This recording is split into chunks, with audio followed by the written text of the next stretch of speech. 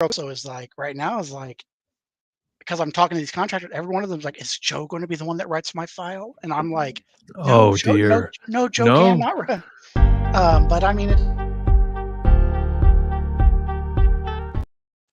Oh, that that's that's fancified. that was loud. It was. Make sure to put a link in so I can post it over to my group. I I kind of did. like having it where I did. since It's right okay, there. You want me to stop that? Stop the banner? Hold on.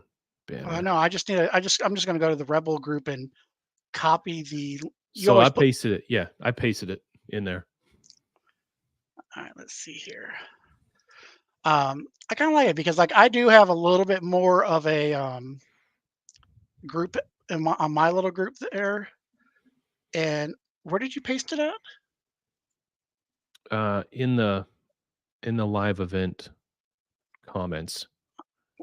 Why is it not showing up then? Hang on. Maybe refresh my Facebook.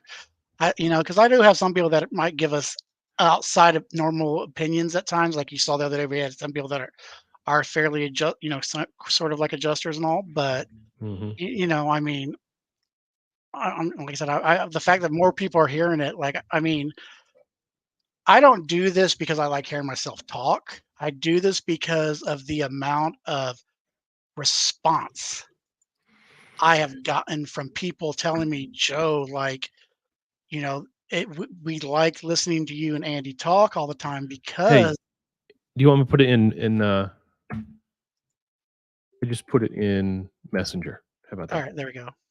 I've had numerous rebels and people within the industry message me, call me, and just say, you guys like.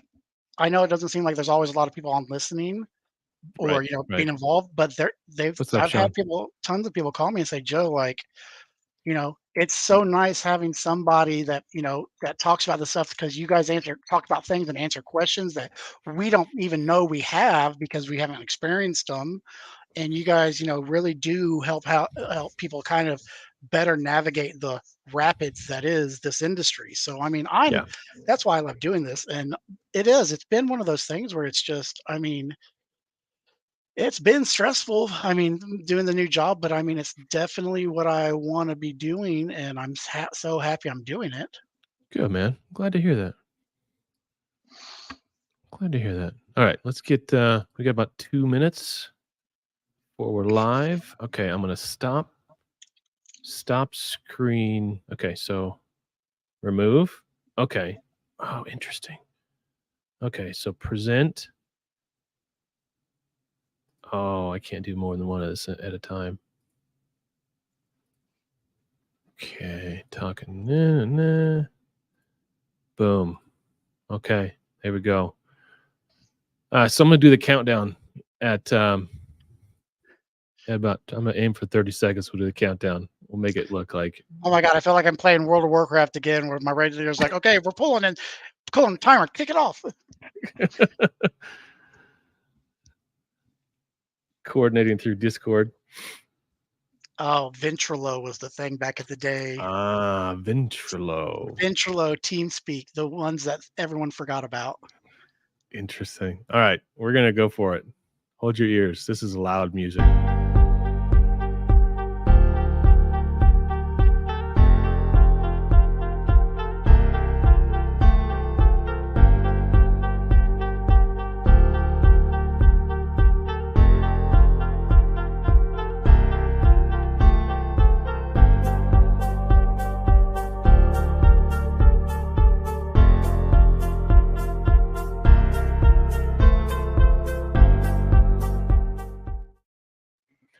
What is up, Restoration Rebels? Oh, that got me so excited. 30 seconds. I don't know. I'm geeking out on that right now. I have a Hey, very, very TLC, MTV back in the day countdown vibe to it. that was awesome. All right, Restoration Rebels and the rest of the interwebs. This is Andy McCabe. That's Joe Spears, and this is the Restoration Rebel Roundtable for the 8th of November, 2023. I cannot believe Thanksgiving is right around the corner. It's just stupid. So before we start off, I think we got some stuff to talk about. It's Joe and I were geeking out on remote estimating here before we started. Before we do that, we got to do the do. So here is the Rebel agreements as we read them every single week. Before that, let's get Mr. Larson in his house. What's up? What's up, Hawaii? What's up, brother? All right, agreement number 1. I will protect the value of my services. Offering free services only serves to erode the value of similar services industry-wide, i.e., no fucking free estimates, douches. Agreement number 2, I will practice incredible transparency. I will explain the claim process to my client. I will not hide pricing details or falsify reports. I will never communicate with an adjuster without also communicating with my client. Agreement number 3, I do not believe in competition. Restoration companies in my market are part of my community. I will be an active member of my community. It is our unbreakable unity that will create the change that we strive for. Go Rebels. Agreement number 4, I'm willing to walk away from any project, client, or contract that is not compatible with my values and stated mission. No relationship is worth losing money, sleep, or my humanity. I am a rebel. So, what's up? Hey, we got Mr. Larson on the move. What's up, man? Yeah. Yeah, last week when the table, I didn't get the announcement at all, so I missed it completely. By the time I remembered it, because like before, on the old streaming system, it would remind me like a day in advance and then like an hour before. Yep. That was the Zoom. So now I'm like, I just happened to be like jumping on a plane here shortly, and I was like, oh man, they're doing it now! Shoot. Nice. Where are you headed? Going back to Kona, from Maui to Kona. I started to service Kona, small, for like water emergencies, mostly strict for like asbestos related condo complexes. So you get all your, you got to put all your gear on a plane and get over there, or you got a storage unit over there? So long story short, I live in Kona. So you commute every day? I commute once a week. So normally I fly in Monday to Maui and then I fly back Friday. But I shipped a van over and I've shipped equipment over there, so I have everything in Kona now as well. So is there no there's no like ferry that goes between those two islands? Is there ferry service? Huh. No, the super ferry they proposed, and a lot of people were anti it, especially the big boys, Young Brothers and Matson. So they got botched, and then I think the Navy bought it in bankruptcy. Wow. Crazy, man. Well, that's the life. I hope to make it over there. So you live in Kona? Yes. How far? We've got a family house in Kona on Ali'i Drive. Okay. Right down in town. So you up on the hill, or? Yeah, I'm up in Holualoa, right above there. It's like Ali'i Drive, like 10 minutes away. Okay. Holualoa has some great coffee they grow there.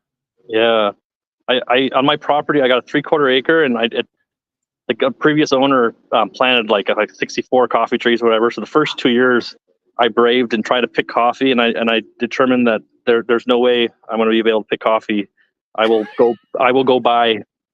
So for 2 years I sold it to the Greenwell farm, and by the time you get the money and how much time you spent, I'm just like, there's no way this is worth it. No, yeah, that's why. Also, why I don't change my own oil. Yep. I can go. It's so worth it. And every morning, the person that makes my coffee knows how I like it, and I don't have to make it. Yeah. That's what I like. All right, so no comments in here. So Joe, I want to talk about remote estimating. I want to expand on the comment that or the conversation we were having before. But before I do that, I want to show my latest project here. I started writing. I'm writing an article with the goal of winning the Golden Quill at the RIA next year. This is my goal with this article.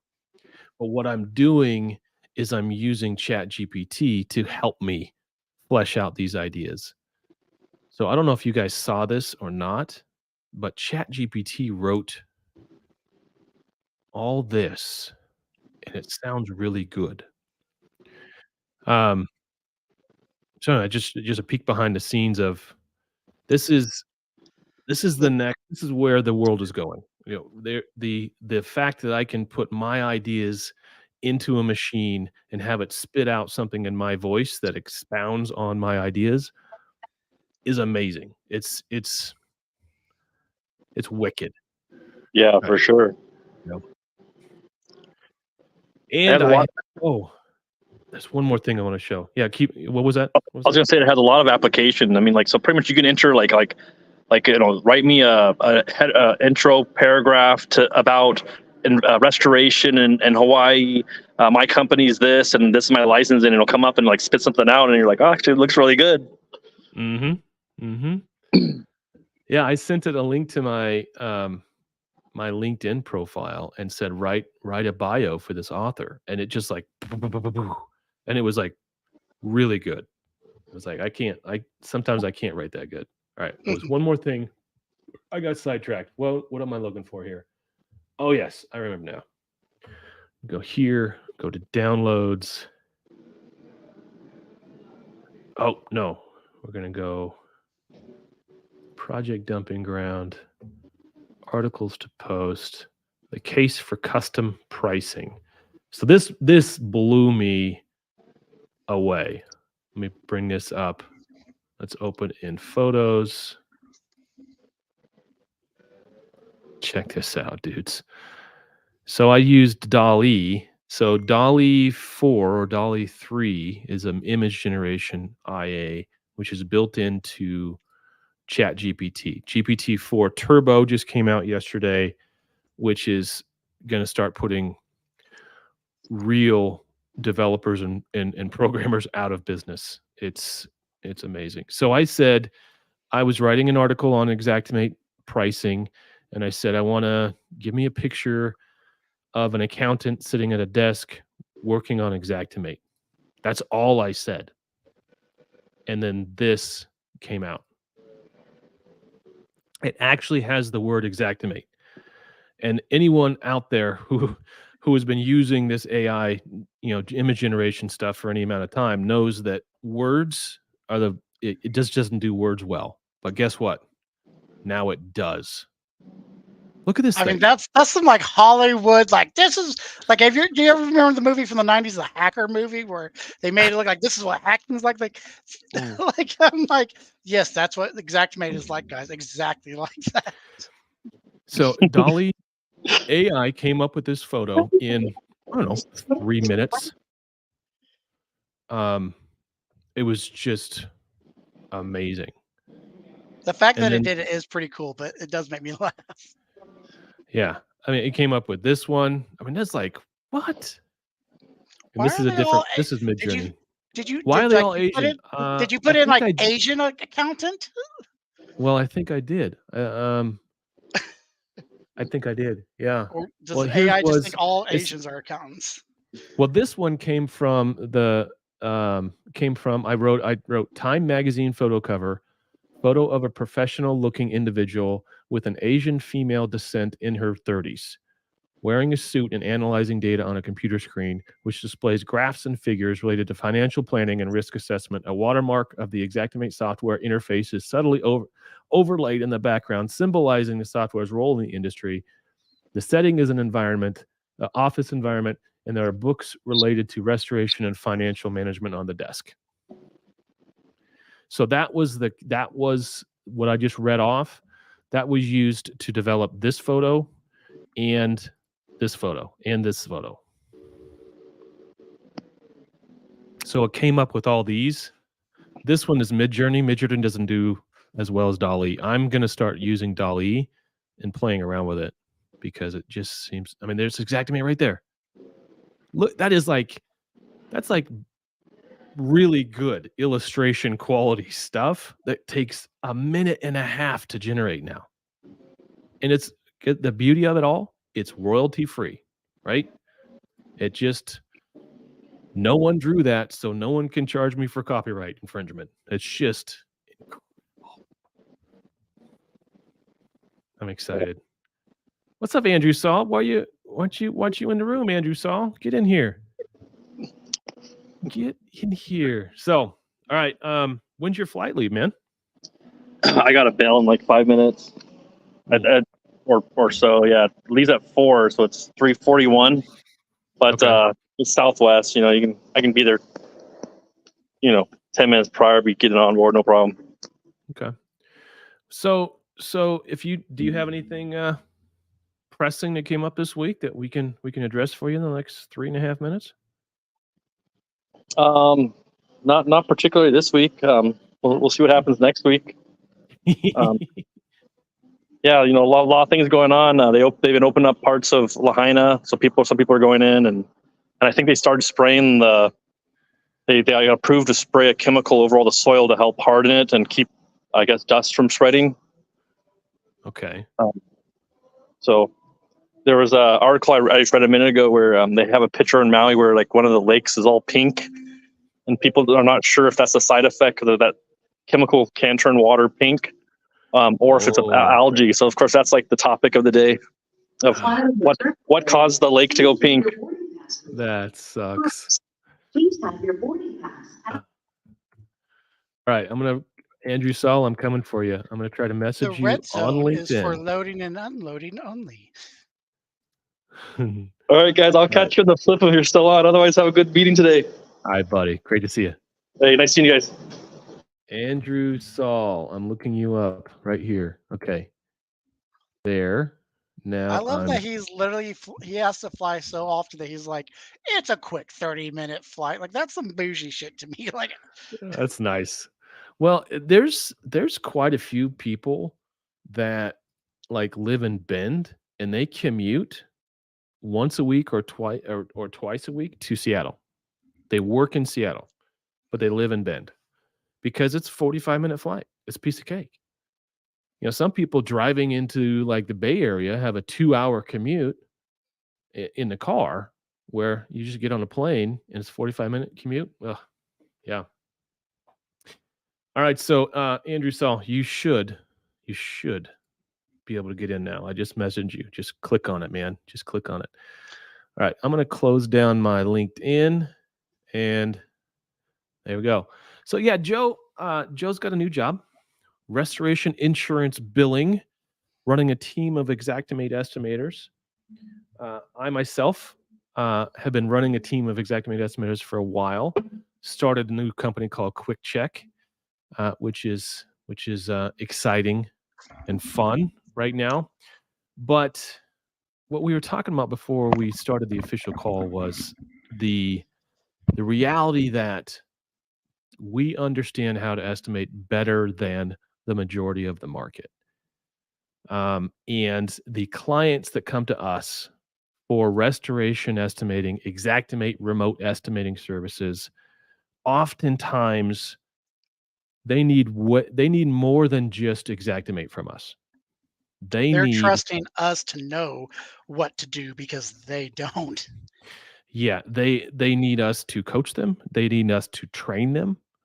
And they need us to show them a better, faster, more efficient way.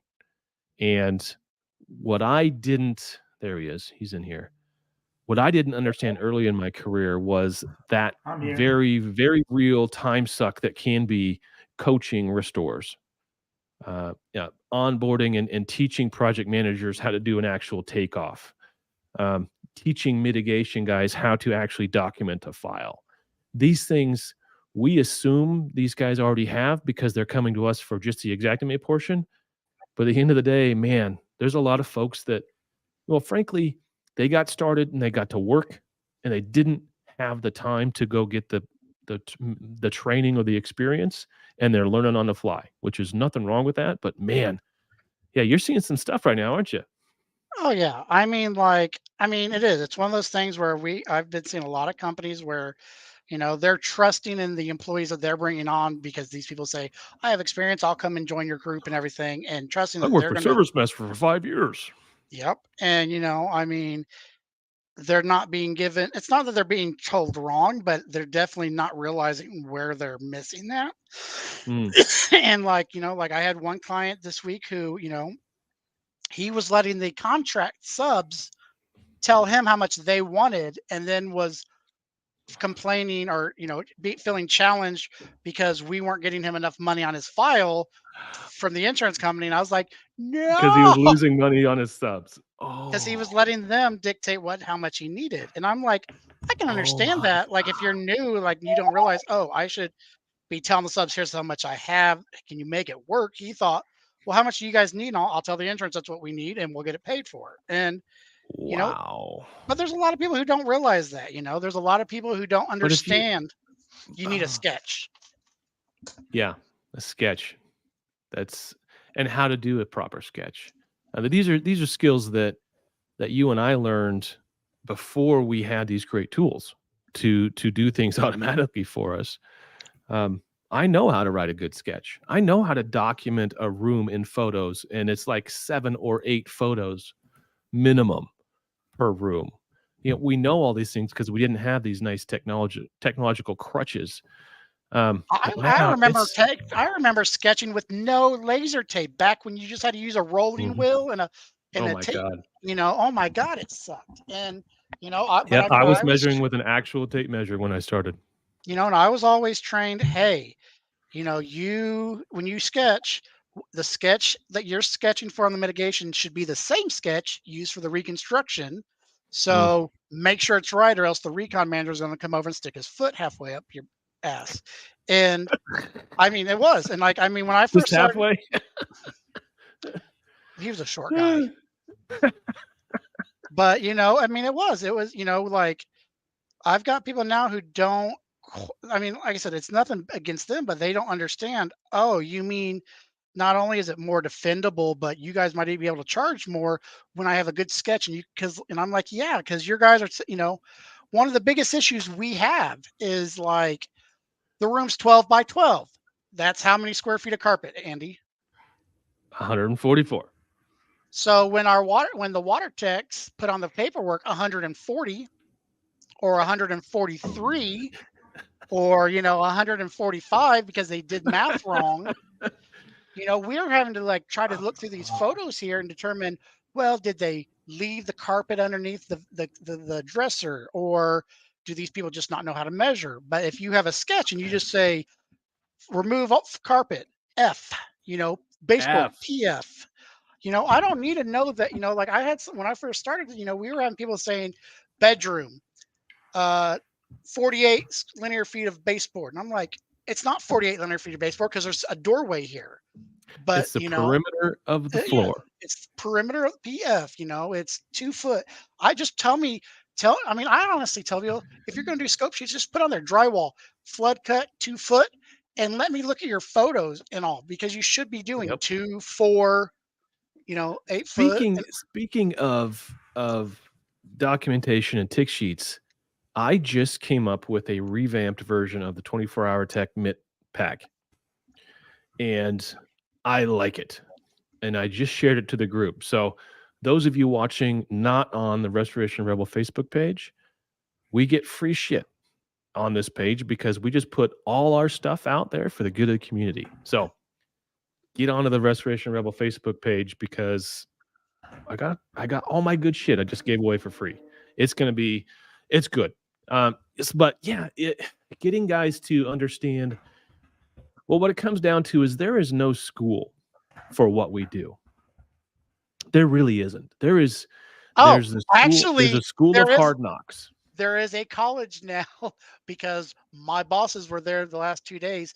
There's a school down in Tennessee that was like a construction trade school college, and they are just this year have implemented Exactimate training courses for these kids, these college kids, and all to learn Exactimate. All right, sounds like business interruption guy has to leave. Oh, how long has he been frozen? Sorry, Andrew. Hey, you can't win them all if you got to Yeah, go. it's not working. I've always had trouble with StreamYard. Oh, really? Interesting. I'm going to get a new computer soon, but Zoom, for some reason, this just doesn't. Okay. Well, shoot. You can always comment from the peanut gallery, and we will read We will read your comment. So I guess I take my previous statement back. There is REITs. REITs Drying Academy is maybe the only true education for guys starting with nothing, like from zero to proficient in water damage mitigation and restoration. I would say REITs Drying Academy. No offense to DeWalt, but I think DeWalt is more advanced. DeWalt's not a basic school. You know, as somebody who has DeWalt in his backyard here in Indiana, and this is what I will agree. First off, love Nick Sharp to death. I think he's a great guy, wealth of Mhm. information. Nick, if Oh, you for ever watch sure, this, for sure. But I do. I mean, like, I don't. I love Steve Harmon. I love all the XCTs, Ben, and all of them. They're all good classes, but But that they doesn't are. teach you the basics of how to do Yeah, the do in the field. yeah. I mean, Nick Sharp. I mean, Actionable does some. They don't have. They don't. They're like completely not about sketching anymore because they push Matterport so much. But For sure. if you're Yeah, why if you're would you? like, hey, but if you are wanting for a day one class that's going to balancedly train you on sketching, estimating, and they actually during their Estimate classes will do a flood loss at a house and have you document it and things, which is really cool. Okay. At least they did when I went. It's a You know, great place to go take a class at. I need a new truck. So how about I just hold a 3-day restoration mitigation boot camp in Bend? How many people would come? Because There I ain't need no a new flights truck. there's no flights to Bend. You got to do something Not better than that. direct. Not direct. We could do Portland. We There could you do go. Seattle. I can probably find somebody in Seattle I can A bum Holiday a Inn. facility from. No, I'd do it at a facility. I'd do it at somebody's facility for sure. So But there you have it, interwebs. If anyone is interested in learning, getting a guy from zero to proficient in water damage mitigation technician stuff in 3 days, we're going to have to assume they have their WRT at least by that point, because that you got to have WRT before you can do anything no, here. not necessarily, because some of them are recon guys. They're just being the recon people, so you don't necessarily need Yeah. the water. Yeah, But but I don't teach that. Oh, so you're talking about, what if we did a class for just restoration takeoffs, like scope writing for restoration? Is that what you're talking about? yeah, I mean that. I mean, if you're going to focus it on, this is day one entry Exactimate for mitigation and mold remediation, or if you're doing more recon stuff, we can have a chat session later, something about that. Because here's the biggest problem with anybody that any of you guys go to for training. Most trainers are going to train you on how to sketch, how to set up the opening statements and all that, and they're going to explain to you how to like the line items work and how to enter a line item. Okay. But nobody teaches you like, and they tell you like, here's if you want to put a letterhead in, and separate it out, you can. But no one really tells you, here's, if you're doing flood cuts on drywall, you should be doing DRYWLF. And then if you're doing the insulation, don't do WTRINS, do INSWLF, because it's the proper line item in Exactimate. Like no one wants to talk really in any of these classes ever about the proper. They'll teach you how to do the file program, but no one teaches you how to actually estimate the file.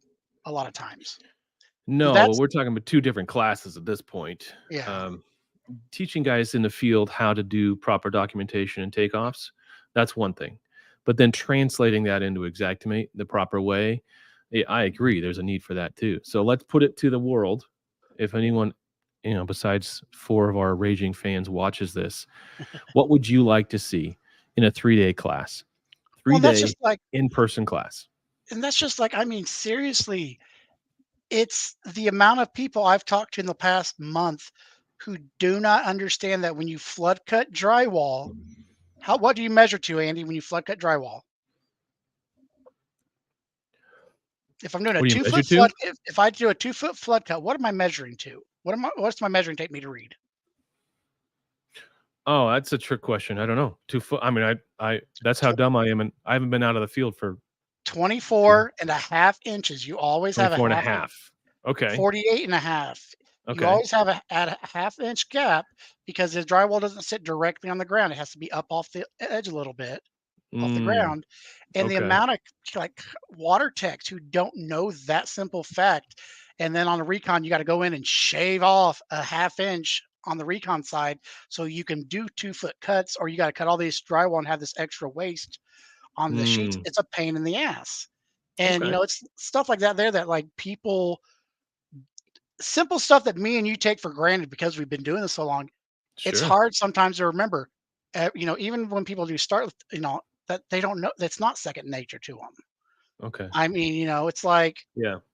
if you're trying to dry a crawl space out, if it's only the ground that got wet, the engineer is going to give you shit for it. But if as long as you can get like one subfloor joist or something to show elevated that the wood structure is wet, it's a valid dry out there. And a lot of people don't understand that, and I get pictures all the time on crawl spaces where the water leaked on a pipe and we like straight down on the ground, and I'm like, unless it's like super mucky and you got to dry it out some because so you can work in there. Nobody Mm, nobody wants to pay for drying dirt out, so you need to find something that's structurally yeah. compromised. Yeah. You don't try dirt. Please. Stop stop drying dirt. But Or so I had a conversation today. It seems like every every year longer that I'm in this industry, the more I get blindsided by like, holy shit, people still do that. Um, these guys are still, and I'm not bashing on these guys, and I'm not going to say who they are. Um, but their mitigation department and their repairs department are two separate entities, like two so separate that the mitigation guys go out there, they do their own takeoff, they write their own sketch, they write their own invoice. The repair guy doesn't look at any of that information ooh, because ew. he's not relying on, he says their sketches are garbage and their scopes are always out of whack. So every single job I have to go do my own sketch, my own takeoff. What and that I think that might be normal, right? That It which is. I is mean, it is fairly normal. Most companies have a mitigation division and then they have a recon division. Now, a lot of companies, especially the TPAs, they have to use the same sketch. So they're used to training their water techs on it. But a lot of smaller outfits, they don't worry about it. I mean, heck, even there's a lot of companies out there that don't offer any reconstruction whatsoever. So they never even think in that mentality and mm, all. Like when I sketch, even when I was a water tech 5, 10 years ago, unless the wind if there was a window that came down, into my flood cut area, the window had to be on there. Every cabinet needed to be mm, on there. The doors needed to be where they set at. Like I yep, had to have a accurate sketch. But then again, it's also just like I was telling you earlier. We got people who are only their horse blinders are on and they're only sketching out the affected room, which is the kitchen, and they're not thinking, oh well, since I'm not putting containment up, I need to add the whole living room, the dining room, the front yep, entryway, and yeah. to They got to tunnel vision. They got yeah. tunnel vision. And it's um so let me try to explain why this is less than optimal. The reason that's less than optimal is you are literally doubling the necessary labor to accomplish a proper scope and takeoff. So you are your mitigation department is doing it, and then your repair department is doing it. That's a lot of time. And I would say minimum 4 hours of time per file to I mean, well, what's it take to go do a proper takeoff on something?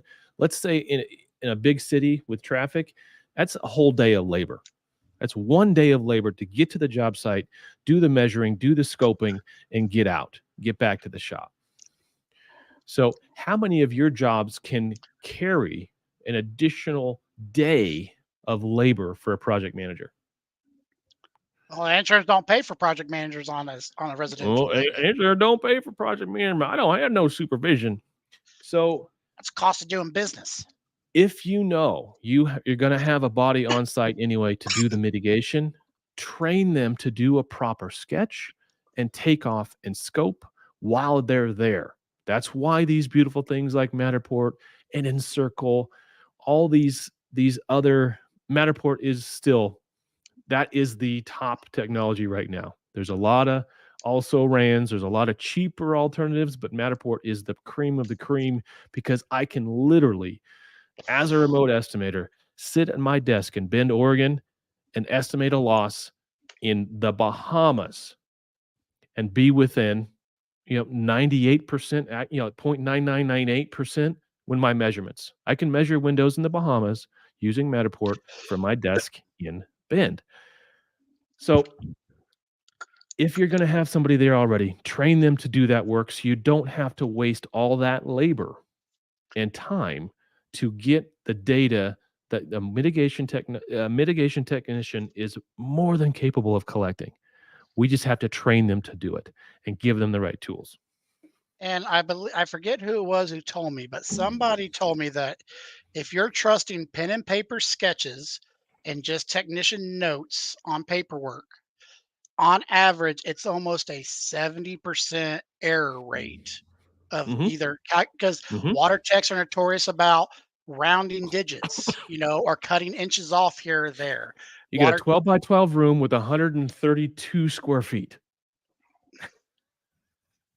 Yes, Roberto, DocuSketch is an alternative, but it's not the you it's can't not the you can't premier. measure with. I mean, I can't doc, measure that window in the Bahamas from my desk in DocuSketch. I the can't. only thing DocuSketch really is successful at is the fact that you can do two separate scans side by side in the same window, and it's great. But Mm, outside of okay. that, but it's one of those things where I don't if you do Matterport or if you do this DocuSketch before and after. I mean, I take that's why I tell everybody if you either take 50% of the room. If you hit 50%, take the whole rest of the floor up. If Right. Yeah. If you've got 3/4 of the room pulled up, why do you leave a quarter of it? If your 3/4 of the carpet is soaking wet, why would you leave a little smidge in the corner? Come on, man. So, Mr. Scott Harvey, this is a new face. You got to introduce yourself, man. Where are you from? What's up? How are we doing, Andrew? I don't know if you remember me. You and I talked probably about 6 months ago regarding a church in Effingham, but I am in the Oh, yes. yes, we talked about and I was doing custom price list on that, State Okay. Farm, that whole deal. So I watch you guys a lot, just never had the time to join because you guys change time frames and stuff like that. But I currently reside near Champaign, Illinois, but Okay. basically work out of the Effingham all the way down into the St. Louis territory. Nice. Well, great to see you, And man. and I know Joe, you're over in Indianapolis, correct? Is that Yep. right? Yes, Those sir. are right Okay. next door. Hopefully you're a Indiana Hoosier fan because even though I'm in Illinois, that's who we root for over here. I'm still suffering from the loss of Bobby. It makes me sad that Bobby passed. That Definitely. So he was a great man.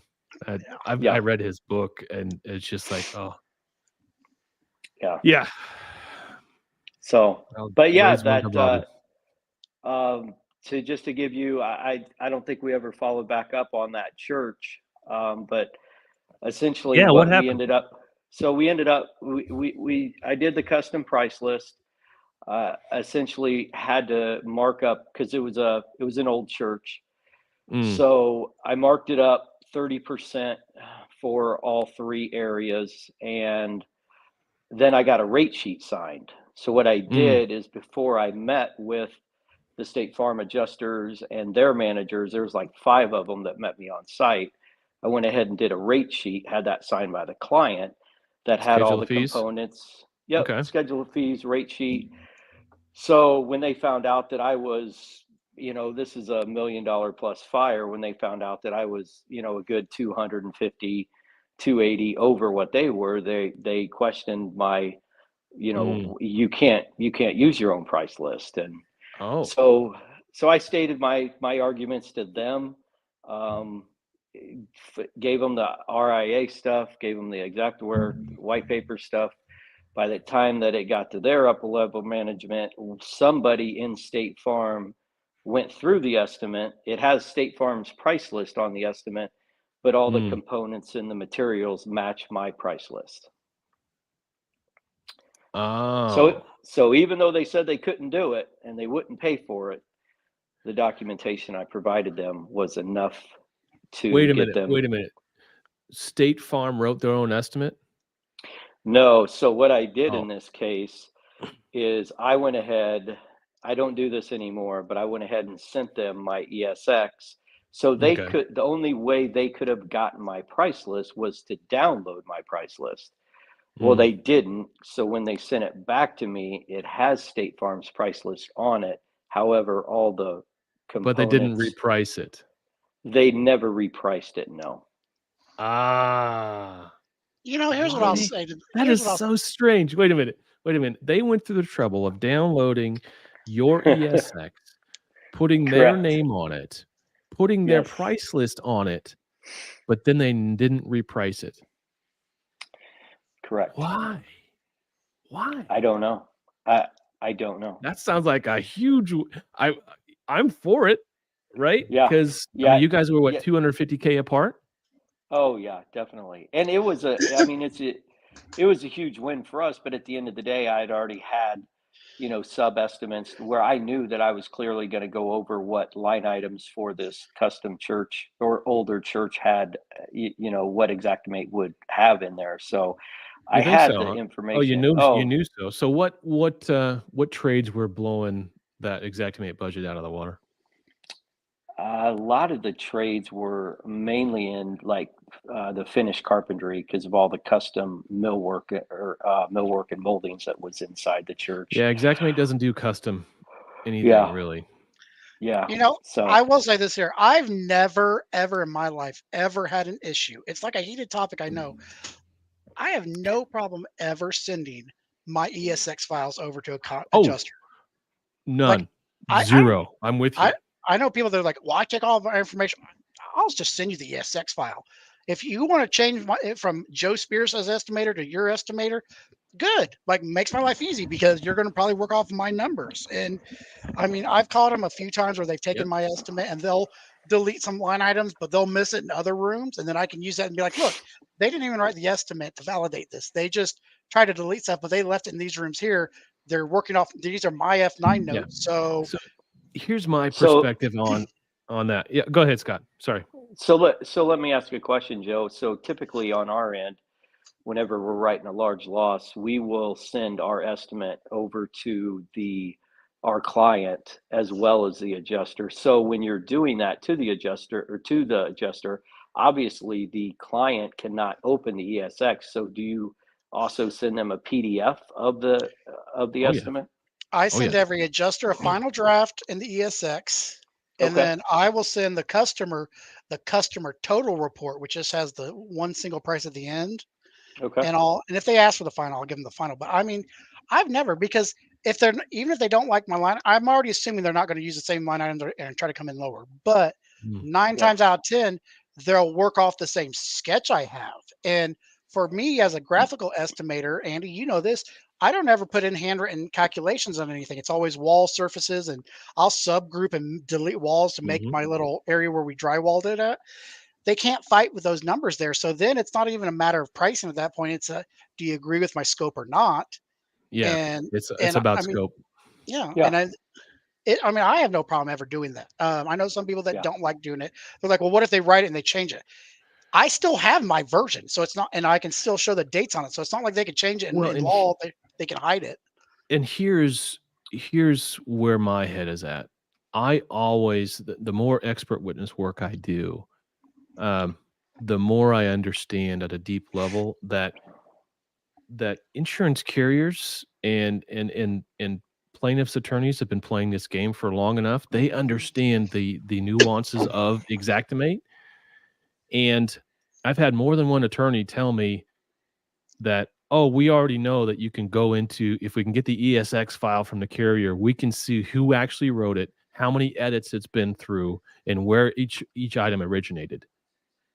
And I've had more than one file where I said, the carrier had used my ESX, but then just butchered it. and tried to pass it off as their own. And I was able to show through the history of that ESX that this is where it started. This is what they did with it. And it's like, that's a thing. That's so powerful. So yeah, every time you can, you share your ESX. You want to work off your scope, your sketch, your numbers, and And, make them force you off. and this is what I tell everybody. Like you guys know me. I have no problem with custom pricing. I 100% believe every company has their own budget, their own overhead. So everyone should. I mean, no one should have the same price. But you should only be adjusting pricing on stuff that you can validate needs price changes. For example, I was always a fan if if you're going to factor it up or you're going to go custom pricing, whatever you want to do, there's no real good justification for rising the equipment rental rates of your DHUs and air movers because a DHU at $125 a day is going to be paid off in 4-day dryouts. We're And going to then arm wrestle, you and me. We're going to arm wrestle over this. But You know this. but hey, I don't think the number's that bad because it's all pure. It's just a rental rate. There's no labor. There's no material involvement in that number. But Okay. everything else can be justifiably changed because my labor rates are different. My overheads are different. My materials cost different. But I feel I have great success. Like if you have me change your prices but leave the equipment the same, I get State Farm to pay that all the time. They don't have a problem with it because they realize, oh, well, this guy only changed certain things because he can justify the reasons why, and didn't change stuff that has no bearing on his actual company. Because if me and you buy the same dehumidifier, This is not about cost, though. It's not about cost. And that's Yeah, can I ask? Yeah, go ahead, Scott. I was going to ask a question regarding the ESX then too, because based off of our past experiences, is what happens is I'll send a $400,000 house fire over as an ESX. The adjuster will then take the ESX, do what he wants to do, butcher it, call it what you will. Then he will just send that final over to the customer without any of our knowledge at all. And so he's maybe hacked that thing down to 325 where it needs to be at 400. So Wait, you've well, had he's that gonna. happen where they leave your name on it? no, they do not leave my name on it. So Okay. they take He my would have done Okay. that anyways. Then, so what's it? See, he I would mean, have done it this, anyway. So I would say the way so why do the that work for him? well, because when you send it to him, you're also sending it to your client. Correct. So that's part of that's just good negotiating. You're setting your anchor. You're setting a high anchor in the mind of both the adjuster and your client. This is where we're starting negotiations. And so from that point forward, it doesn't matter what he comes back with, especially if he's using your work product to get there. That only Sure. helps your argument. but and at the same time, like, yeah, your client is the homeowner, not the insurance. So you should never be or ostracizing your client and not including them. And like No, I have so many yeah, contractors we who don't always do show include them.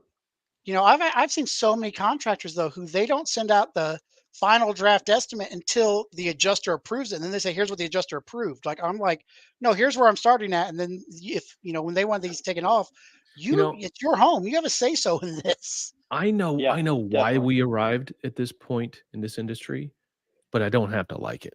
We the reality is that is people's reality. They think this is the way to do it. We have to ask permission. We have to get clearance. We have to get approval. But Yeah. at the end of the day, we have done this to ourselves because we've acquiesced to this form of backwards negotiating. And it's not, we're negotiating against ourselves. So I know why we've got here, but I think we've reached the point as an entire industry, we can't do this anymore. We're beyond the point of diminishing returns. We can't continue down this road and still be a viable, energetic, growing industry. We're going to turn into a bunch of TPA puppets if we're not careful. Well, and there's And also I get passionate about this. I agree with you. And there's two major things though that I think that are hurting every single contractor I can think of. Number one is they don't spend the time because like you write your estimate. This is what we think it's going to be. And then you bill your invoice afterwards, and you take sometimes as much or maybe even longer on the backside to go through and you look at your receipts and see how much you pay for stuff and update your pricing, your component pricing and stuff to validate your estimate out. And most contractors, they don't ever go back through and say, "Oh, well, we originally estimated 21, we had $21 light fixtures and they ended up being $30." They just eat that cost. And so these adjusters, when you get people like us that do that, they don't know how to process it. And then like you were saying, man, I mean, the guy you're talking to, most adjusters that you desk adjusters you talk to have probably less than 3 years experience and probably Guaranteed. zero field experience. Guaranteed. And the person above them is their job is to make those guys right the way that the company's telling them. But once you get past that second layer and you get up to the third and fourth layer of people, if you ever have to go up to the fourth, those people are way more understanding because they realize like, hey, just pay it and get this job over with and move it on. Like a one-off time, here's not going to overall kill us kind of a mentality, I guess. But it is. It's a lot of people. They just think that they have to fight nonstop with that single adjuster. I mean, hell, on my parents' house, we fired our first adjuster because he was being You have to. a jerk You and have to. requested a new adjuster. And the file I wrote for my parents' house when it flooded was like $68,000 in repairs because everything they had was custom woodwork and wallpapered. And the TAIA they sent out there to perform it took my ESX, butchered it, and came in at like 40,000. And I was able to say, look, he missed, he didn't take all of, here's the line items he took out of these rooms, but left in these rooms. Here's my notes. There's no reason he should have butchered it if he's validating it here and not there and stuff. And we ended up Yeah. getting the money. I mean, it's not I'm hard to I'm do. I'm doing that. I'm doing that tomorrow. I've got a loss I'm handling as a PA here in town, but I'm also working for the contractor. And the contractor, we put together our estimate. It's this one's home site, so Progressive. Our estimate $122,000. IA comes out. We walk the job. This IA takes my sheet, takes my ESX, and comes back with $44,000 on 122.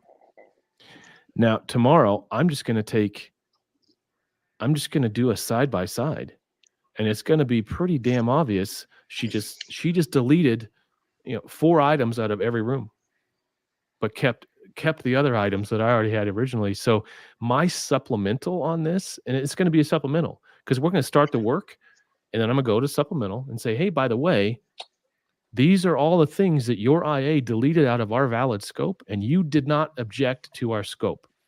You didn't object to our pricing or our scope. All you did was put together a fugazi estimate, a comp estimate. That means we gave you every opportunity to object to our estimate, and you said bupkis. So guess what?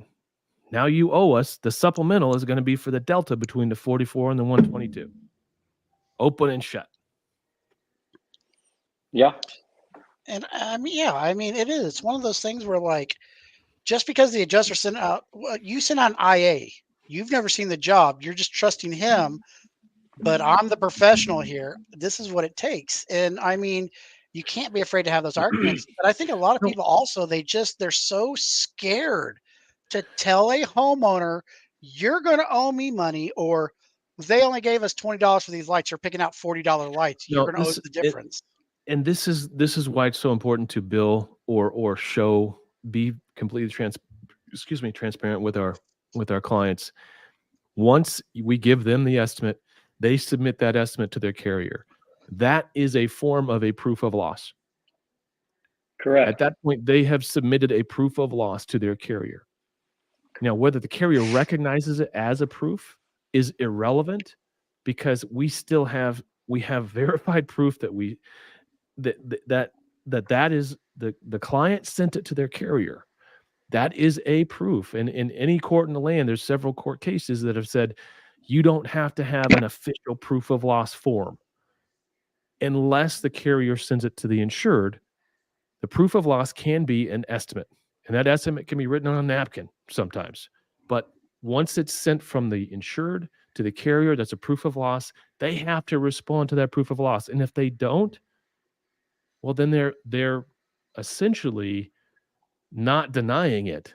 So they're going to, at the end of the day, they're going to owe it. One thing that I've been doing lately for But the you got to past, go to, the problem is you got to be willing to go to court to get to that level of proof. So one thing I will say I've been doing for the past 6 months, and I've had really great success at, and that's I tweaked my mentality just a little bit to make it and I've had great success. This is what I've done is because my clients that I've always done work for, they're not hiring us until after we get a scope of work usually agreed upon. Like right. they're having us do the work. So what I've been doing is unlike a mitigation, which is for services rendered, a reconstruction check specifically, a Costs chair incurred. estimate is going to be, they're wanting that preliminary estimate to allot the ACV amount. They want to figure out how much they're going to owe up front and separate out the RCV amount from it. And what I've Wait, been say that doing, again. Who's asking for that? the insurance companies need a preliminary estimate so they can assign depreciation and figure out what their ACV payment to this client's going to be. Okay. Yeah. Oh, And all if we right. don't depreciate it for them, they're going to have to find a way. Okay. Right. So what I've been doing is on my preliminary estimate, I have no problem. Like I said, I'll default Xactimate pricing. I'll base it on, hey, since I'm not the actual contractor yet, because our paperwork's not signed or whatever, this is what the average cost for the job and is going to be. And you can assign the ACV value on it. And then at the end of the job, I send over my revised, updated, and properly verified estimate for what the actual incurred costs are and then I submit that with the changes and the price changes, and it helps me speed the process along a bit because I'm not having to spend that front end arguing it about pricing and the homeowner getting shitty and we're not, I just want to get this moving forward. Here, this is the average price. Now you haven't signed now if they've already signed my paperwork, that's a different story. But you haven't signed my price yet. So, this is what the average price is from the contractor you have, and then I bill it, like I said, then I update them to custom pricing and custom component Right. pricing, everything on the You're back end. you're making my brain melt a little bit because you said the word cost incurred and estimate in the same sentence. It's not a cost incurred, a preliminary estimate Okay. on But reconstruction. you just said when you're done and the cost has been incurred, you're going to submit another estimate. Well, I'm going to, okay, you're right. I'm going to submit over a final Okay. invoice with updated correct pricing. But to get things moving forward, I So will you're play going ball. to okay, if you're going to do that, what two questions. What is the contract amount when you begin the project? What's the contract amount with your client? And do you change order to the final amount with your client before submitting to the insurance company? Of course. That's what I mean, if I'm going to So go the first above, amount, you contract for the ACV essentially. well, we contract for what the ACV, RCV on the average price work is going to be. This is what we're Right. currently That's how thinking the you price. start the contract with that amount. So how do Yep. you change that amount before final billing? Well, as we go through the bill and we're like, hey, because like I always say to my clients, hey, you got $20 on lights. If you want 30, $30 lights, that's good. That $30 light, I can probably get the insurance to apply or pay for that. Not a big deal. Oh, you want $60 lights? You're probably going to have to pay out of pocket for these here. And as we move the project along, we update the pricing and do component and change orders as we move along Okay. to validate it. And then at the end, we're like, here's what the actual final cost So incurred was. how many So, change orders? Let me ask Scott. How many change orders will yeah. you do? You guys do repairs? Oh, that's primarily what we do. Okay. So how many change orders do you have on your average repair job? 3, On 4. a $250,000 fire loss, probably Yeah. 3 to 4, maybe 5. Okay. And what are you basing those change orders on? Change orders would be based off of anything that the customer may add or delete from the project, and any change orders for any supplements. So to get back to what Joe was talking about, Yeah. I guess I'm kind of confused on, he's doing that all at the end of saying, hey, here was the cost of the lights, here was the cost of the doorknob. And so like we wouldn't do any work until that supplement is approved. So that pricing would be set updated to the adjuster if you're changing the pricing for the actual cost incurred. The only thing we're supplementing with the Well, insurance is maybe I worded it wrong. Every time before okay. I will update, hey, all the drywall work's done. We're ready to go pick out our selections. Show me all the selections you want. I go through and I update the pricing for how much the cabinets are going to be and blah, blah, blah, blah, blah. And then, if that new number is higher than the initial amount, here's your change order, sign it and all. But I don't need to send over that revised updated price work until the very end of the job at the very, once all work's been done a lot of times. But But I how do you Maybe. know who's going to pay that bill then? So say, let me just give you an example. So Well, you we all mentioned, know who's going to pay that bill ultimately is going to be the yeah, insured. yeah, the insured's responsible for that. But if, I mean, how are you selling that? Are you selling that as, hey, you're out this money, I'm going to update the pricing, and if the insurance pays the any additional, then great. If not, you're on the hook for the bill. well, I mean, at the end of the day, it's that way no matter how you're submitting the paperwork over the insurance company, it's that way no matter what. Hey, you got $2 for carpet.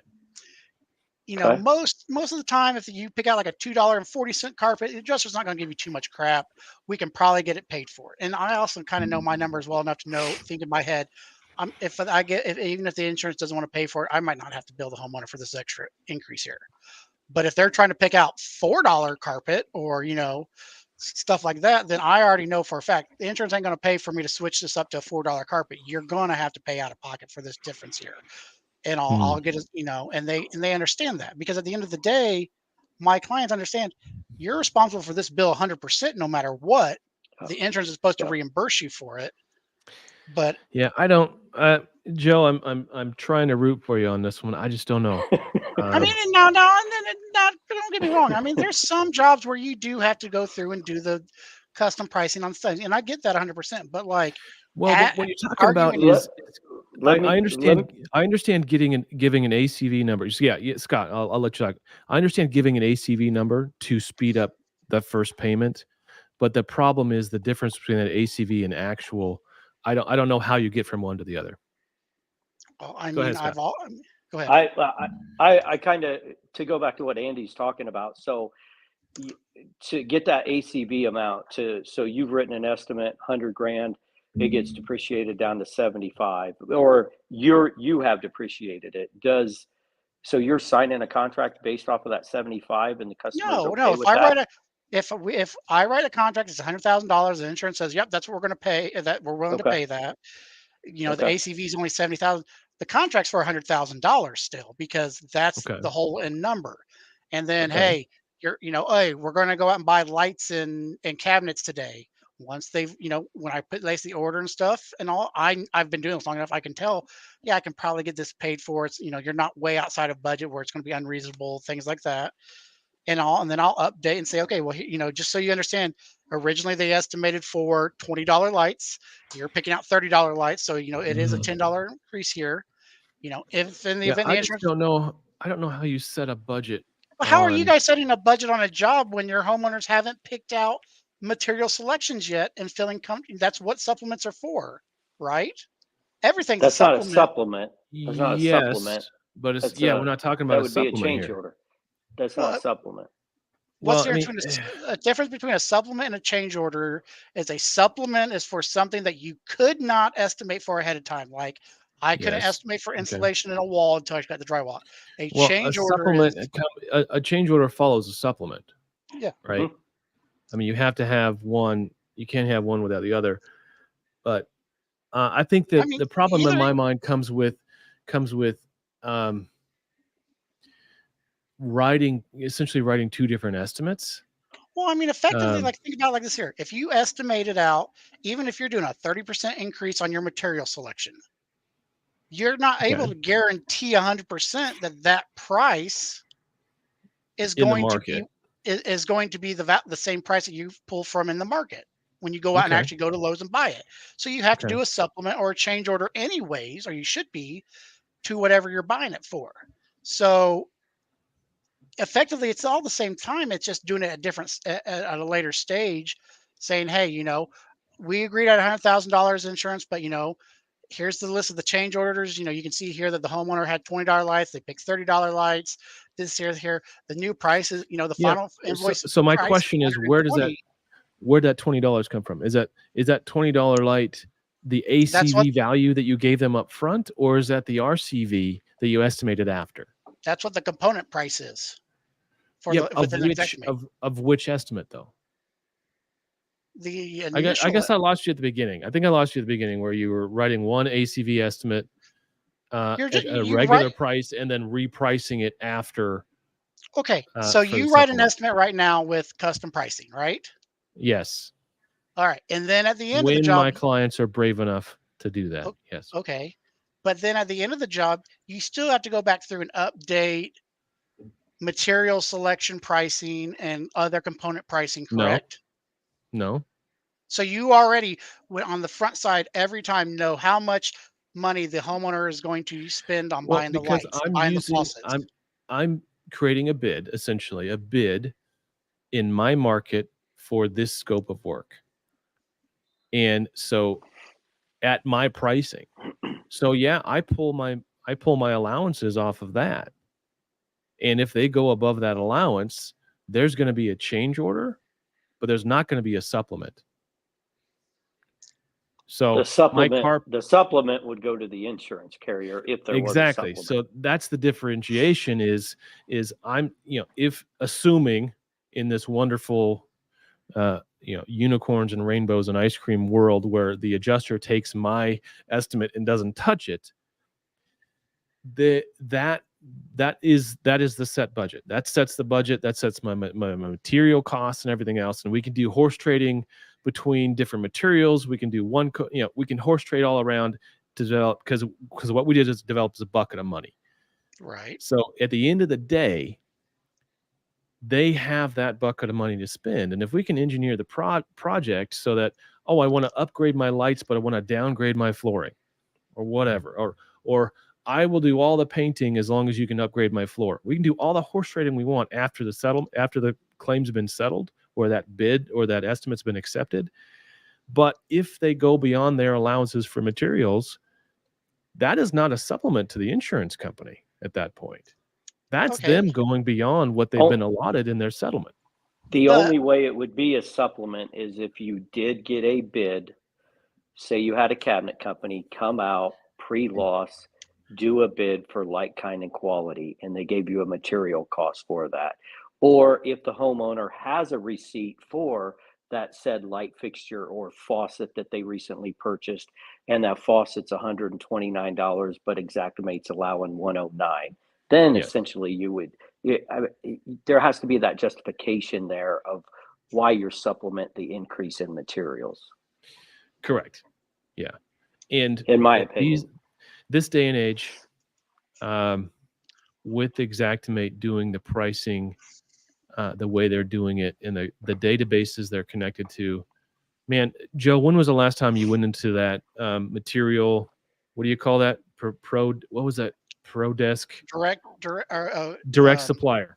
Yeah. When's the last time you went into direct supplier and you couldn't get the material for the budget you had in Exactimate? For certain things, I'm always within the budget on it. For other things, Okay. I mean, it what depends on what things are you always outside the budget on? Oh, I can nitpick it and say corner guard or corner bead. Corner bead is never the right price. That was the last one you did, Joe, was about corner bead. I remember watching it. But that's like I said, and like I said, I do a lot of just basic residential stuff. It's we don't have. A lot of times it's not custom built. It's not historical. It's just a cookie cutter residential suburban house. So a lot of times there's not a whole lot of updating that needs to be done. For the most part, on my component price, maybe it is just the labor needs to be updated because for my market and everything, and I can justify that on the back end. Hey, we use the average price, and they wanted to give our drywallers, $20 an hour, but the drywaller I use, for example, is 25. So I'm supplementing for the extra $5 worth of hourly rate. Kind of mentality that I do on the back. I'll do that on the back end. There are a ton of justifiable supplements. Yeah, but here's the thing. Also, that's the clarity I needed from you. Is it sounded like you were taking that supplement and using it way more liberally in my Oh mind. no, and I mean, I'm also one of the few people you'll probably meet. I had an adjuster completely fucking flabbergasted and confused because I tried to give them the insurance money back one time Okay. because like we estimated for a pack You know, out and a you do that pod. once, you are a legend. I mean, I I, had a I I did it to worked for a Justine, company. and she said, Joe, Yep. we didn't have this conversation. Shut up. Because well, like I estimated it initially to pack out this house into this because they were doing all brand new floors, and we were going to pack it out into a storage pod and store it. And for whatever reason, before my GC got there or my project manager got there, the homeowner had moved all the small shit out upstairs out of the way, and the only thing that was left was really like couches and maybe a couple 2 or 3 tables. And so the flooring company decided, hey, or my PM decided, hey, we can just move this left to right and do the flooring. And I'm sorry, like the homeowner doesn't get that money first off because it's not their money. It needed. I told the insurance, hey, we ended up not having to do the pack out here. How do you want me to go about issuing this Mm, back? Because I need to submit to you a mm. final invoice that shows what all work we did. And she's like, Joe, I've never in 10 years I've never had someone ask me that. And I'm like, well, I mean, because and the other problem is also is I get paid $100. Let's just say I get paid $100 to move contents around. Homeowner pricing is only going to be what, like 40 or $50 because they don't get the overhead burden rate to do it Mm, themselves. And mm. my homeowners don't understand it. They think they get, oh, well, we did this work, so we get that $100. No, you don't. You only are owed this Yeah, much. I think That's why I tell we have a everybody to move the money around, like put it we somewhere have else a in the house. we have a philosophical difference in that as soon as that settlement is done, there's an immediate change order for actual. So the exactimate, the estimate, the settlement amount, that is just to get to a dollar figure. And then as soon as we know what dollar figure that bucket of money has been generated, we we develop we go back to the homeowner and say, okay, here's our bucket of money, here's our budget for this project. We're going to change order into what you actually want to do. Well, I think the way I present it is I'm like, look, you have $10,000. You want to do these changes here and everything. Great. It comes out to, let's say, $15,000. I will revise this estimate and send it back to the insurance company at the end of the job and say, here's the actual work we did. Hmm. You still owe for a floor. Yeah, the floor was $100, and on the original, they went with something different. It's $110.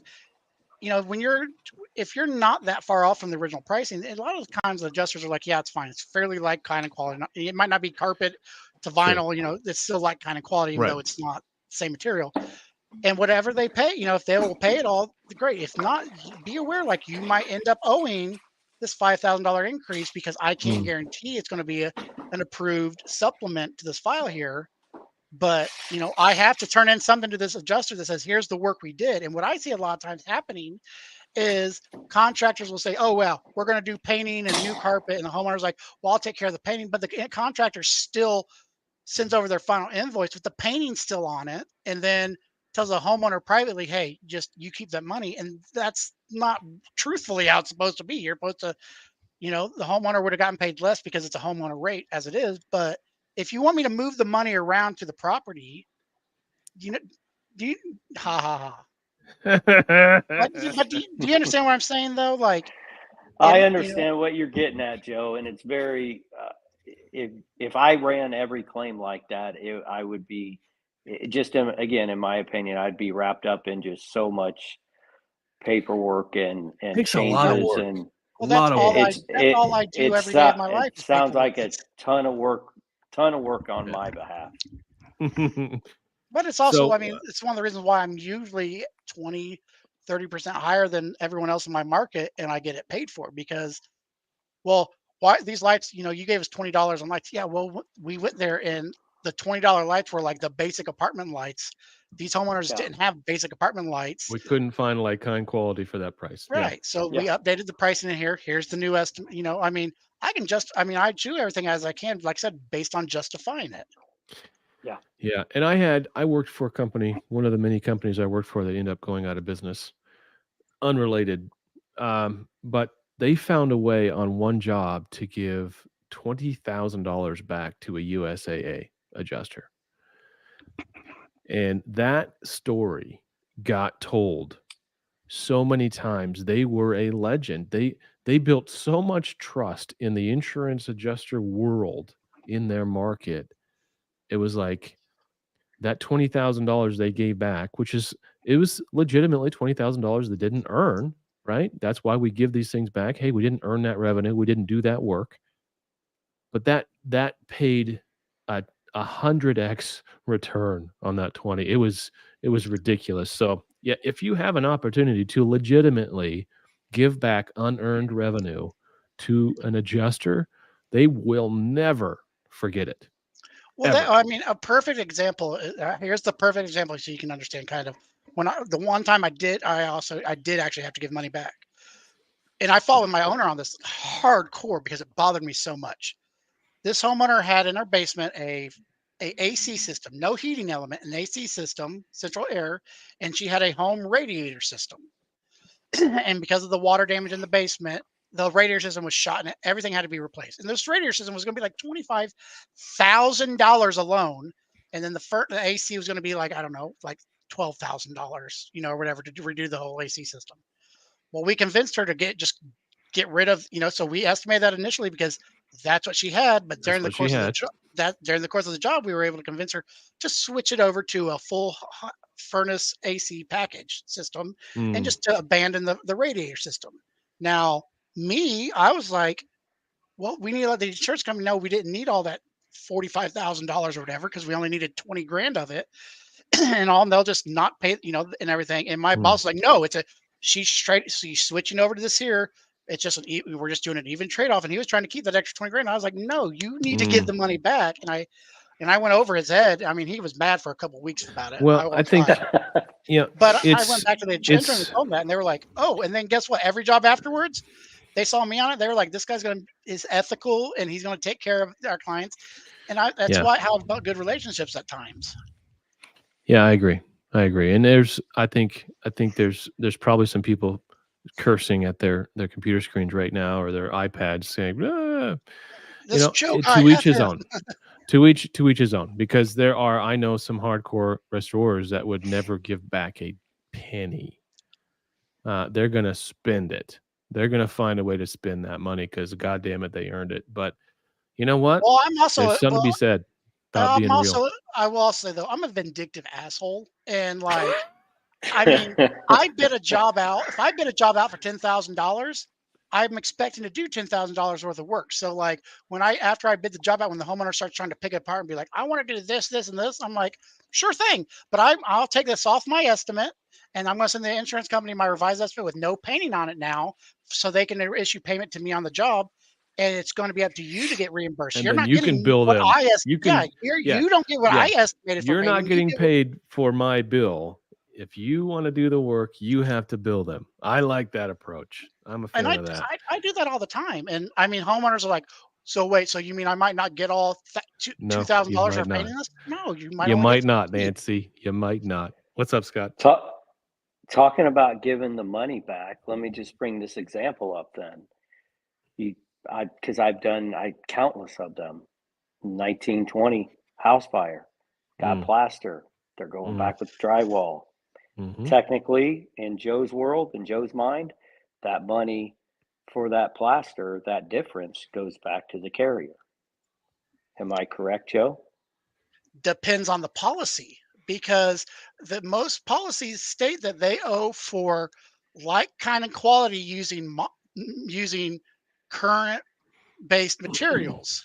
So current building techniques. And plaster is not. So if you are doing a plaster home, unless plaster is not current building technique. So you shouldn't be that's only there's not a whole lot of common construction policies. That's what you're talking about. There's not a whole lot of common construction policies written in that case to where it's become that issue. But we've had adjusters in the past say, well, hey, we know that they're not going back with plaster because in your area, plaster isn't a common construction policy, but we know they owe them for that. But at the end of the day, some of them want to come back and try to but that's say, not what did they go back with? But that's not. But here's the thing: is I'm owed to go as a contractor. I'd be owed whatever it costs for me to go back with drywall. Now, whether or not there's some RCV allotment that the homeowner can get it personally for the difference between the drywall and the plaster that they can recoup and all, that's between them and the carrier. That's not my No, decision to make for the homeowner this because it's is we're all the way back to a change order. So yeah, Scott, I'm with you. So Okay. so here's how I approach it, and this is how I think about that exact scenario in my head. I personally like old houses. Why do I like old houses? Because they breathe and they're more sturdy. They're less likely to develop the this buttoned up building syndrome. I think lath and plaster is a superior way to clad the interior of these walls. So if I take a lesser product, I'm taking a downgrade. Now, Correct. as a contractor, they have it. At the end of the day, they choose us to do the work of their choosing. So we're gonna write the estimate with lath and plaster, remove and replace, just as it sits. As soon as they get that settlement, we sit down with the homeowner with their bucket of money and we do a change order for their new scope of work. And the homeowner is going to say, I am going to decide that I want to downgrade my wall cladding to drywall. I'm going to do that of my own accord because this is my bucket of money. It's not your bucket of money. And you issue a change order for a new scope of work that includes drywall, not lath and plaster all day long. now, Okay. now at the end of the job, when you have to send over your job completion form and your final invoice so that the adjuster Who releases that says you have to do that? well, how does okay then? So I give it to the client. Say, here's what you owe. What are they? Would you The expect them to turn client in calls the carrier and says, this job is done. Very few policies require them to show actual costs incurred. They say, this job is done. You can come inspect and give me my depreciation. That's it. The only way, Joe, that like you're talking about that you would do that is on a fire loss that we might be talking about, and you've adjusted or put your insurance supplements in the same preliminary estimate that you agreed upon, then you would be sending that over to the adjuster. However, and some adjusters will go, just send it over to me all together. But if you just send over any supplements only as your Xactimate report, then that wouldn't be in there. Well, okay, But at the end of the day, I don't think it matters. I'm going to go back to what Andy says. At the end of the day, even though the plaster is in the initial estimate, that's that bucket of money that you and your client agreed that you were going to move around however the client decided to move around to complete the repairs. but in that example, 10 grand, and then the homeowner chooses drywall. And for you to do drywall, it's only $5,000 and all. Now, let me ask, and Andy, as a PA, let me ask you this here. If I'm only doing $5,000 worth of work, is the homeowner still owed to be indemnified for the value of that 10 grand, even though I only had to do the job for 5 grand? Does that make sense? Like that extra Easy 5 answer. grand. Easy answer. Once the loss occurs, the damage is done. My job as a PA is to quantify that damage. Okay. That is it. It doesn't matter what may or may not happen in the future with this house. It doesn't matter that they fully intend to scrape this house to the ground. The loss still happened, and the loss is still quantified. I quantify the loss. I get the settlement. So they take that money and moved it to Tahiti. If they if they do that, they don't get the depreciation. Right. But so that's their choice. So in this argument here, because of ACV, if you went with plaster and you go back to drywall, is the homeowner still entitled to the depreciation, the RCV of the initial estimate for the plaster? That's a better question. That's a more nuanced question. That's are they owed the depreciation that may or may not have been taken on that plaster? Wow. How do you measure that? Right? Do you measure that in the difference? I don't know. That's kind of that's where I'm kind of at a lot of times. Is like I estimate $10,000. The ACV was for 6. But then I ended up doing the job and switching over to drywall. So I only needed $6,000. That's what I need to let the homeowner know they owe me for. So is it my job to have to send over a final invoice and the insurance say, hey, we don't owe any RCV now? Does the homeowner still turn in that original invoice and say, Yeah, I think no, I think the argument could be made that they don't owe the RCV. They don't owe the recoverable depreciation on that particular item. I think that argument you made all day long. All right, we're coming up against the end. Actually, we're probably over, depending on who you ask. But we had a couple people respond to the class question that Joe and I raised at the beginning. So here's Jay. Jay, I'm looking forward to our conversation tomorrow. I will reach out, by the way. I think the class should be systematic approach to basic file building and documentation all the way to estimating, because the majority of files I come across are garbage and hard to follow from the MIT guys that call me, and it's hard to defend. Amen, brother. Then I go to their office and they can't even find what I'm looking for. Build everything like it's going to, I don't know what that means. And it's litigation? easier going to lit. Okay.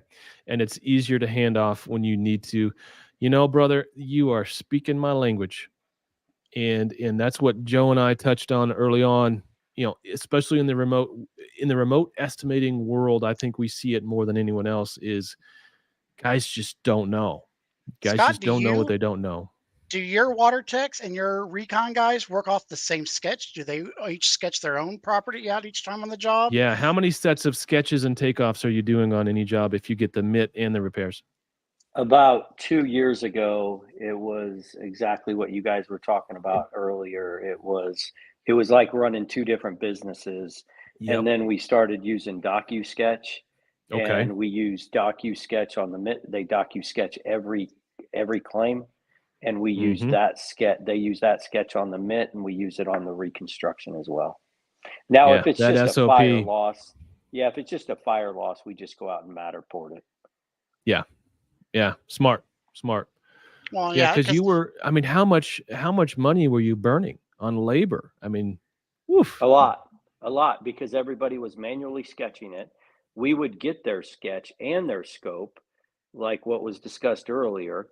And then they had to revise it anyway. The sketch isn't even close. And I was always in the mindset too, at the last company I worked for, it's like our sketches need to be the same. So, but it would never be the same, because I'm sitting there thinking, okay, if I'm going to write a repair estimate for just this small kitchen loss, and my sketch doesn't look anything like what our mitigation has already turned in, that's pretty much, just a really bad look on our end. It's like, do these guys got their head up their asses, or what's going on here? And one thing I will say about look.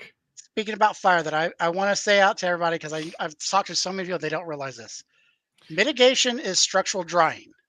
So going out there and doing the demolition, doing the structural clean and everything, prepping it for reconstruction, that is not mitigation. Though that aspect of the job can go on almost every insurance company I know, they will allow that on the reconstruction estimate and allow you to get 10 and 10 on it.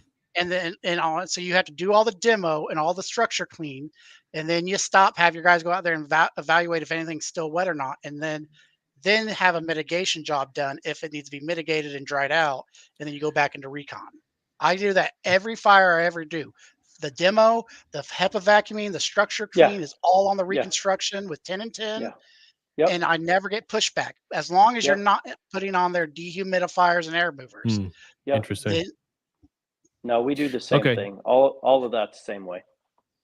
So Bebo isn't showing his name here, but I know who he is because I'm on the Facebook page. Great point here. Two values. There's a value at the time of the loss and a value for the occurrence of the repairs or replacement. Two different values, two different settlement options. Yeah, 100%. And then we are looking into state and government contracts for mitigation and repairs projects. Do you have any opinions or thoughts about this type of work? I don't. We're out of times. We are way out of time. And thanks. Okay, one more thing on the class. Roberto said the class. What did I do? Well, there I am. How did I communicate with insurers and educate them on how to properly talk to insurance companies so they don't explain it in a wrong way, get a claim denied? Yeah, that's a very, very different class. Into an overflow. It wasn't a sewer line backup. Yeah, I think that's an entirely different class. Very valid, very valuable. I think there's a number of us in the industry that could write books, volumes on various tactics and rebuttals and email.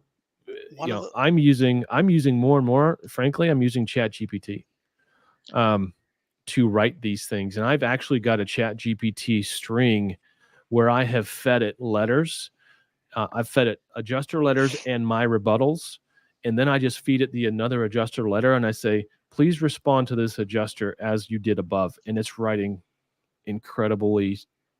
It's like humans are irrelevant well, at this and it's point. also Oh, But it's insane. It's insane what it can it's do. all about, you know, being able to tell a good story. scary is what it can do. You know, one Scary. of the on every water mitigation job I have, I always put on there, we recognize that this source is a category 1. However, due to exposures are related to the loss itself, we have deemed the loss to be a category 2 class 2. And a lot of people don't take that time. They just say, "Oh, it's a class 1." And all, like, telling the story, explaining, yes, it's a clean water loss, but it's they have pets, they have kids, they have dander on the floor, it hit the floor, the loss is a different category, Yeah. is something that most people don't do. I am so not hung up on category because I don't see sometimes the juice is not worth the squeeze. Going from 1 to 3 on certain losses is like, what are we talking about here? $175 difference? Fuck Very it. rarely do I It's a ever go 1. from 1 straight to 3. Like, you better have Yeah. had like the cat litter But box Exactimate pour doesn't out. have any real category. There's no category 2. The only So category what's the 2 is difference extraction. in Exactimate? What's the difference between Cat 2 and Cat 3? Besides extraction? Nothing. There's no difference. There's no So, difference in the IICRC because every right. time you demo, you should be HEPA vacuuming and you should be sanitizing, cleaning the affected materials on a Cat 2, Cat 3. So, Oh, okay. you know, All right. Sorry to cut you off, but I think we gotta call it. Scott, I'm gonna give you the last word here. So I'll give you a minute to think about it. But what would you say if you knew there were 10,000 restorers in the country that are going to hear what you're about to say? Give us some advice, no pressure at all. Oh boy, none at all, Andy. Nothing at all. Well, no. First of all, thanks for adding me on here. Yeah, Like I man. said, the timing just hasn't been. I got your number saved, and I'll shoot you a text so you can shoot Joe Perfect. my number as well. So, Let's do it. I don't really have much to say besides, even though I think you guys are up to 9,000 followers, so we're off on your number. So maybe only 9,000 see it, not 10. But anyways, all you got to do is live life one way, is say what you do and do what you say. If you do those two things in life, whether it's your personal life, whether it's your wife, your husband, your work life, your customers, as long as you say what you do and do what you say and keep that motto, life's pretty damn easy. Amen. That's all I Amen. got, brothers. Nice. All right. So just to not to get too weird, too anal, but there are 9,000 members on the Facebook page. But we are broadcasting to my LinkedIn page as well, which has 14,000 followers. Okay. My YouTube channel, which has 4,500 followers, and 3 other pages. So I think we're over 10 grand. I like it. Good job. oh, Andy, one last thing I'm going to tell you to put a smile on your face. I had a friend take the pricing consultant class this week. They told the pricing consultant, they told everybody in the class that less than 400 people have actually passed the pricing consultant class and got the certification. And less than 10% of those people also hold a level 3 mastery class. Oh And yeah, that's like a unicorn right there. and they said that the person I was talking to said they had a State Farm area manager tell them they weren't going to push back on claims anymore where you are a level 3 end of pricing consultant because Oh, you hold more knowledge, and they knew that if it went to court, State Farm would lose against the expert I love pricing it, man. consultant. I was like, Dude, so every custom price list, if I use a custom price list, I'm putting my certification from Exactware on that thing. I'm putting my verification. I've got a form. Yeah, man. We're one of 400. But so are you going to get your level 3? I've already had my level 3. I don't have to take Oh, it I again didn't know until that. next fall. Yeah, I'm Oh, level you 3. were going for your XCT. That's right. That's Yeah, right. I'm probably do XCT Okay. later next year. But yeah, I'm level 3. That's But awesome. That's awesome, man. Yeah. So this article I'm writing is really, it's going to be my opus on why everyone should take a hard look at customizing their pricing. So, all right, look for, I think chapter 5 comes out tomorrow. So, all right, guys, great to see you. Thanks for being here. Everyone that was watching, thanks for seeing. Thanks, I guys. will get this. I'll get this scheduled out a little more than 30 minutes in advance next week. everybody stay safe out there. See you guys.